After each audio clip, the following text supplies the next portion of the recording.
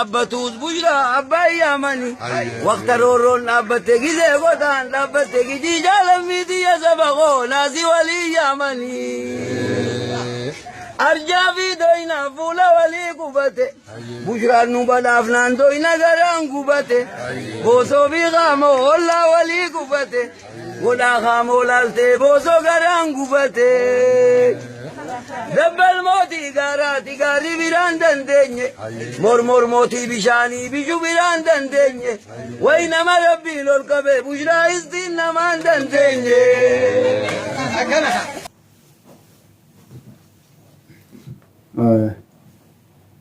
السلام عليكم ورحمة الله وبركاته.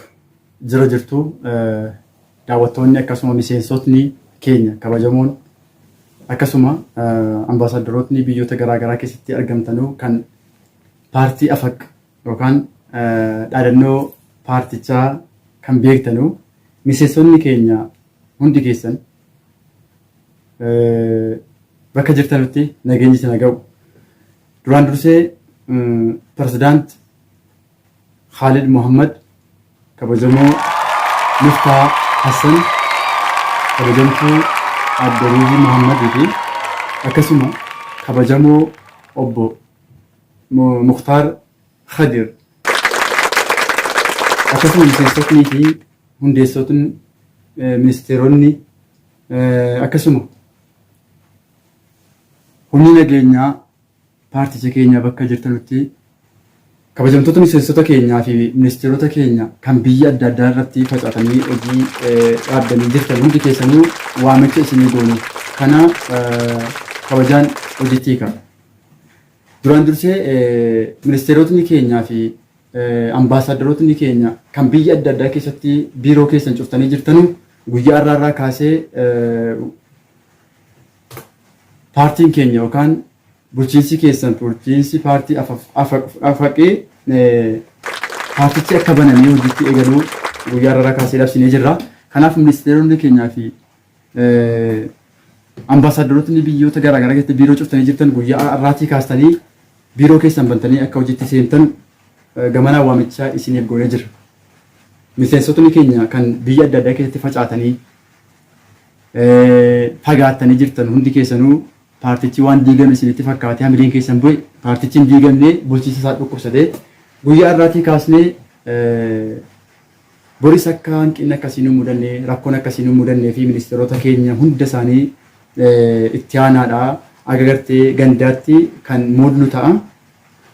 Har'aaf yaadannoo sammuu obboloota keenya kan gaafa paartii kana hundeessinu bishaaniin affeelamanii waa'ee paartiin kun paartii haaraatti fakkaatee roorrifamanii namoota 19 dhabnee jirra. As bara 2021 akka lakkoofsa faranjii Juulaay 6 waggaa kanaa jechuudha magaalaa Dammaamitti miseensi keenya tokko haadha warraa isaatiin gochaan gara jabummaa irratti raawwatuudhaan bishaan danfaadhaan affeelamuun isaa kan yaadatamudha. Akkasuma Oromiyaa keessatti itti miseensi paartii keenyaa kan ta'e jaalli keenya tokko paartii kana waan deeggaree qofaa fi gocha suukanneessaa haadha manaa isaatiin irratti raawwatameen qaamni isaa irraa muramee waan dagatamu miti. Namoota hedduudha paartii kana ceesisuudhaaf gara fuulduraatti ceesisuudhaaf nu wajjin gammadanii kaanii qaamni isaanii hir'uu ta'e hunda isaanii ni yaadanna. Kanaafuu har'arraa kaafnee akkuma jalqabnetti galmaan keenya adannoon keenya fuulduratti afur ni fuuna ni fuusimnasi baga gammaddan baga gammannee guyyaan injifannoo fagoo miti fuuldura keenya jira. Kanaafuu miseensonni keenya akka hojii eegaltan waamicha isinii goonee jirra. Galatooma nagaatti. Kun immoo kabajamtoota keessummoota keenya kabajamtoota abbootii gadaa kabajamtoota jaarsolii biyyaa fi kabajamtoota qeerroof qarree bakka kanatti argamtan eebba istuudiyoo Abu Haniifaa kanatti argamtan baga ittiin siin ga'e baga geenya isin jechuun barbaada.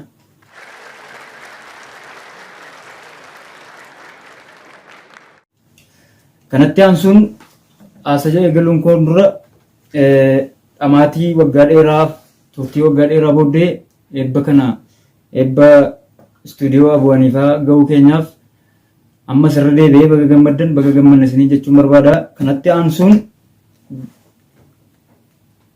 Kanatti aansuudhaan akkuma beekamu yeroo dheeraa fudhateera wanti kun har'a sadarkaa kana ga'umsaa dhamaatiif xaarii yeroo dheeraa booda jechuudha.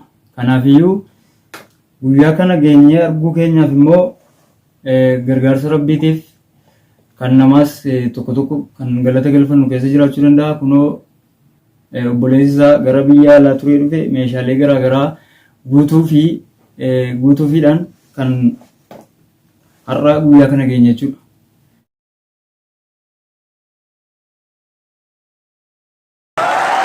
Galanni guddaa qabaachuudha kana keessatti galata guddaa qabaachuudha.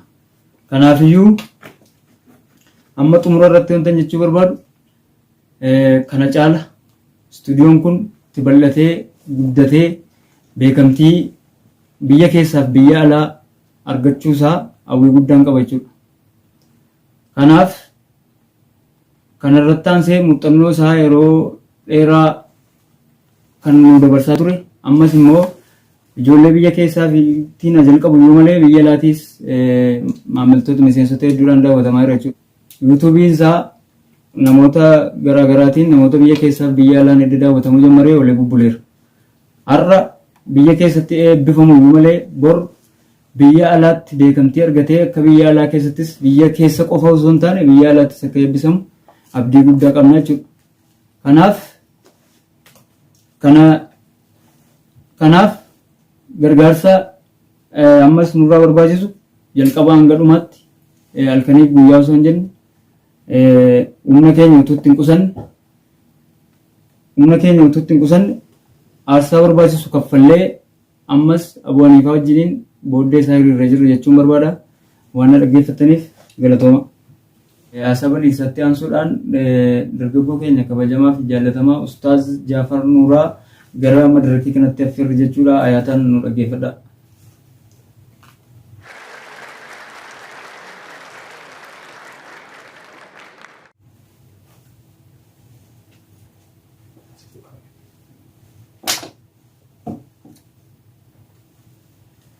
أعوذ بالله من الشيطان الرجيم.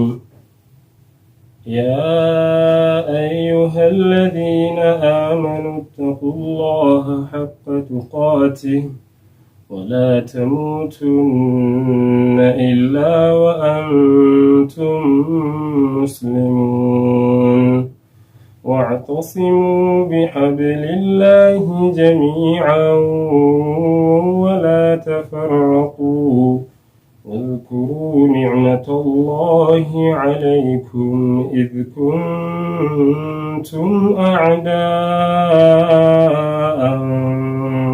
فألف بين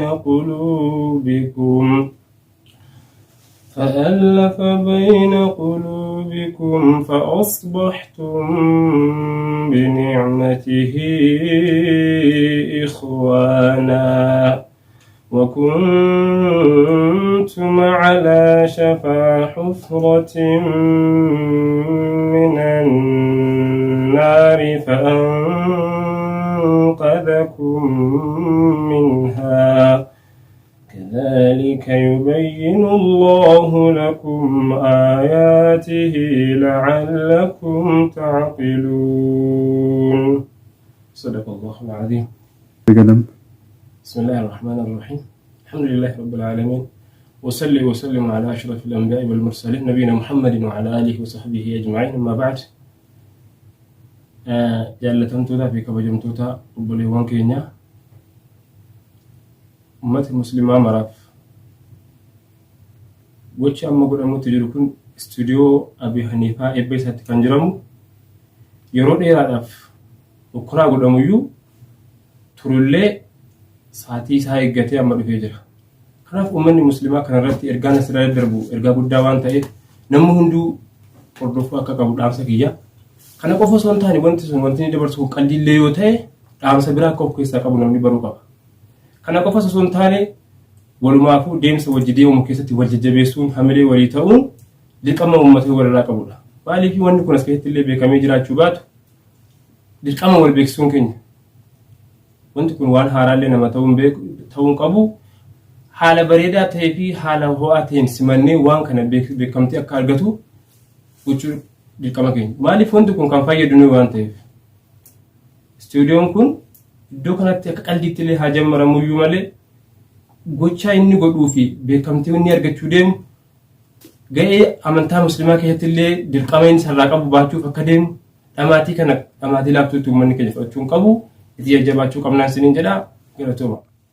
Kanatti aansuudhaan obboleessi keenya biyya alaarraa illee affeerree jirra asirratti dhaggeeffattoonni keenya kan baruu qabanu har'a eebba istuudiyoo kanarratti kan argamaa jiru biyya alaaf biyya keessa jechuudha. Obboleessi keenya biyya alaa kan ture Dubaay irraa waamicha gooneef kunoo nu gidduutti argama. Ustaaz Mahammad Sultaan.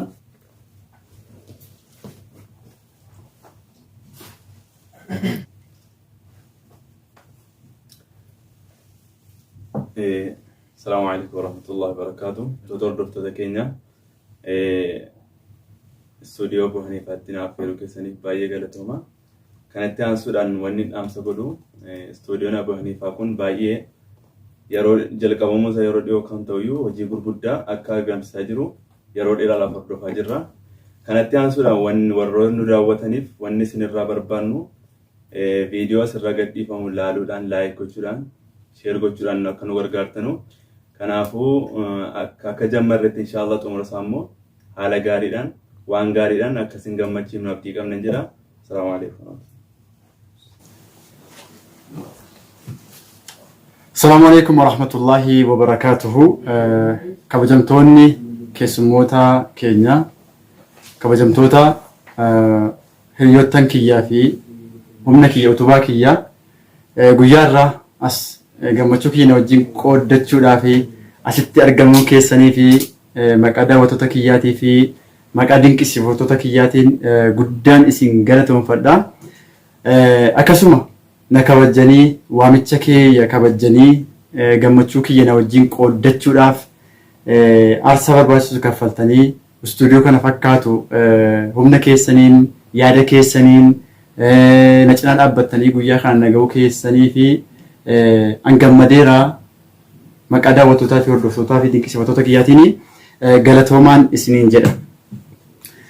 Jalqaba irratti hordoftoonni kiyya kan biyya garaagaraa teessanii tamsaasa akkasuma mana keessan teessanii guyyaa kana daawwachaa jirtanuu baga gammaddan baga walumaan gammannee isiniin jedha.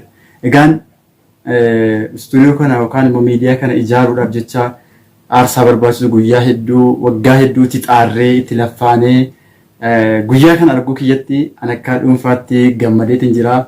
Isinis gammachuu kiyya na wajjin qooddachuuf asitti argamuu keessan immoo daran hamileena ta'ee na jabeesseeti jira. Guddaa galatoomaa isin jechuu barbaada. Jalqaba irratti kan hin galatoomfachuu barbaadu abbaa madirakii kiyyaa akkasuma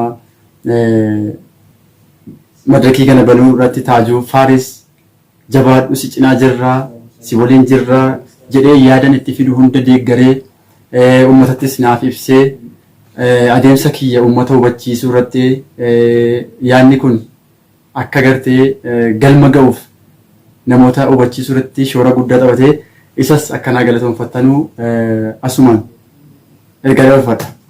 Lammaffaa irratti namni ani galatoonfachuu barbaadu obboleessa kiyya xiqqaa Muhammad bin Sultaan akka hawwiin kiyya kun galma ga'uuf akkasuma yaadni kiyya akka galma naaf ga'uu fi meeshaa na barbaachisu istuudiyoo guutuu biyya Dubaay irraa haga manaatti fidee na biraan ga'uu isaatiin akka hawwiin kiyya dhugoomu akka gartee jechuudha bakka yaade ga'uu irratti shoora guddaa taphatee jira.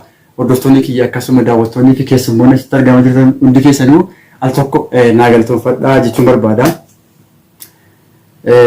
Sadaffaa irratti kan ani galatoonfachuu barbaadu hiriyoota kiyya kan halaala teenyee wal barree karaa miidiyaa hawaasaa kanarratti qoosaadhaan eegallee wal taphachiisuudhaaf akkasuma yaada garaagaraa finnee wajjin bu'aaraa waggaa dheeraa turre hundi keessanuu kan jabaadhu bakka yaaddeen geessa jettanii na jabeessa turtan hundi keessanuu galatoonfachuudhaan barbaada. dhiira osoo hin jennee shamara osoo hin jennee ka waggaa keessaa hoo bara 2020 akka lakkoofsa warra faranjiitti gaafa gartee jirraa miidiyaa neetwork hundeessuudhaa fi waamicha isiniif goonee loogoo isaatii fi akkasuma intiroo isaa hojjennee gara hawaasaatti gadi baafnee jabaadhu waan gaariidhaa kuni waan jabeeffamuu qabu jettanii utubaan nuuf taatanii hirree nuuf taatanii nu jabeessa turtan hundi keessanuu baga guyyaa kanaan isin ga'e hawwii kiyya dhugoomee guyyaa irraa akkasitti bareedee istuudiyoo kana fakkaatuun gadi isiitti boo kiyya guddaa gammadeetiin jira isinis na galatoomaa. Dhumarratti kanan dhaammachuu barbaadu keessummoota kiyya egan galateeffadhee booda galanni hundaa olii rabbi tokkichaaf rabbii guyyaa kanaan na ga'ee hawwii kiyya bara dheeraa naaf dhugomse. إنما الأعمال بالنيات وإنما لكل امرئ ما نوى كرسول ربي عليه الصلاة والسلام جدا همة الرجال تهدم الجبال جدا أرامنسي وانت هم بدروا كانوا جتوا كبينيو سونتاني بيكون سونتاني أتي قال من قاعدة مرنوران اتسينون أكسوما وانت هم ده كان درسوا نجال في حاملين أنك أبادو سونتاني beekee osoo hin taane waan kana gartee ni ta'a jedhee waan ani itti seeneef alhamdulillah rabbis guyyaa kanaan na ga'ee na gammachiisee isinis baga gammaddanii baga guyyaa kana geenyee jechuun barbaada. Kanaan immoo uummatatti dhaammachuu barbaadu hordoftoota kiyya kanneen tamsaasa kana hordoftanuu torbanitti miidiyaan kun Abuu Haniifaa chaanaal ammatti saatalaayitii gubbaatti hin baane asuma karaa toora feesbuukiitii fi yuutuubii akkasuma CD'aan isin bira ga'a jechuudha. Inshaallah yoo rabbi irraa ta'e saatalaayitii gubbaattis yeroo gabaabaatti ni baanaa waan jedhu abdiin qaba. Isinis akka bakka kana geenyuu fi nu jabeessaa bakka dogongorrittis nu gorsaa bakka hanqina qabuttis bakki kun hanqina qaba bakki kun gaariidha jettanii yaada keessan nuuf qooduun asumaan isin dhaammachuu barbaada. Guyyaan kun guyyaa seena qabeessaati.